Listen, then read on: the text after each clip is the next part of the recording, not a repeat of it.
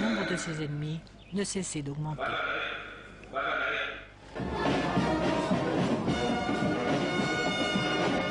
Le 17 mai 98, premier anniversaire de la libération de Kinshasa, le stade est vide et les parrains rwandais ou ougandais ne sont pas venus. Ils accusent celui qu'ils ont fait roi de ne pas renvoyer l'ascenseur et d'accaparer le pouvoir.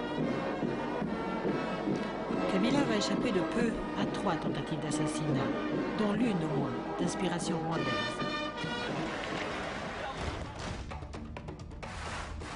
Le 28 juillet, ils renvoient chez eux les militaires rwandais.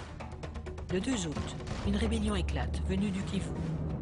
Immédiatement, des soldats zimbabwéens et très bientôt angolais et namibiens se portent au secours de Kabila. Pris de panique, des responsables congolais appellent les citoyens à la haine raciale. Pour nous, ce sont des déchets, et c'est même des microbes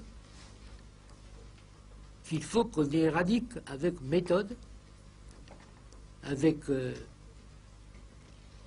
résolution, et le temps que vous voulez que je chiffre dépend de la résistance des microbes, mais pour ce qui nous concerne, nous sommes décidés à utiliser la médication la plus efficace. En prenant le barrage d'Inga, en coupant l'électricité et l'eau, les rebelles vont se faire haïr à Kinshasa. Et les discours enflammés à la Yerodia désignent les Tutsis, réels ou supposés.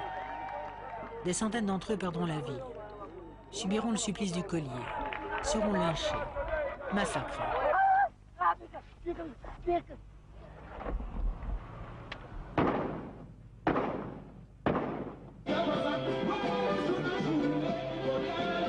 Les leaders de cette deuxième rébellion en 2 ans à peine vont s'installer comme Kabila un peu plus tôt à Goma dans le Kivu. Mais cette fois, la population craint ces nouveaux libérateurs.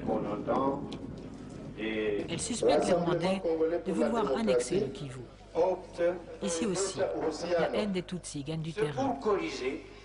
Et pourquoi cette alliance hétéroclite d'anciens mobutistes, de marxistes, de kabylistes écœurés d'avoir fait trop de séjours en prison, de Tutsis congolais?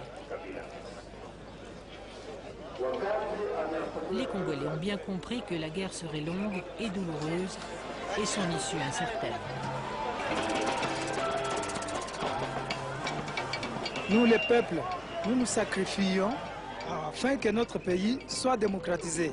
Et nous sommes chaque fois dessus par ces politiciens qui sont chaque fois matérialistes. C'est pourquoi nous ne sommes pas contents des politiciens qui vont se limiter tout simplement sur le parler.